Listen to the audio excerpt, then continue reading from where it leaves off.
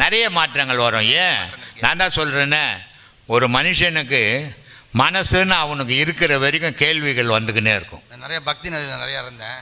So அதெல்லாம் விட்டு போய் இப்போ வந்து போயிடும். அது தானாகவே வெளியே போய் இந்த பாடம் பண்ணிங்கன்னா எந்த கோயிலாண்ட போய் விழுந்து விழுந்து கும்பிட்டீங்களோ அந்த கோயில் ஓரம் போனால் கூட கும்பிட மாட்டீங்க.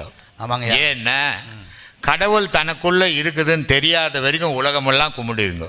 கடவுள் தனக்குள்ளே இருக்குதுன்னு தெரிஞ்சு போச்சுன்னா எந்த கோவிலும் கும்பிட மாட்டீங்க. இதை ரொம்ப அழகாக சொல்லுவார், கண்ட கோவிலில் நான் கையெடுத்து கும்பிட்றதில்லைன்னு. ஏன்னா எனக்குள்ளே இருந்தது தெரியாத வரைக்கும் நான் எல்லா இடத்துக்கும் போயினேன், தண்ணி அரைச்சேன், பூ போட்டேன், இதெல்லாம் வீணான வேலை செய்துட்டேன். ஆனால் எனக்குள்ளே இருந்ததை நான் தெரிஞ்சுக்கின அப்புறம் எந்த கோயிலுக்கும் நான் போகிறதில்ல, எந்த கோயில் தெய்வத்தையும் கையெழுத்து கும்பிட்றதில்ல, என்னையே கும்பிட்டுணும். திருமூலர் சொல்ல தன்னையே அர்ச்சிக்கணுன்றார். தன்னை அர்ச்சிக்காதவன் அவன் கரை சேரவே முடியாதுன்றார். எத்தனை அர்ச்சனைகள் பண்ணாலும் தன்னை அர்ச்சிக்க தெரியணும். தன்னை அர்ச்சிக்க தெரியணுன்னா ஒரு குரு இல்லாத அர்ச்சிக்க தெரியாது. அதுதான் இந்த கதி பாடம்.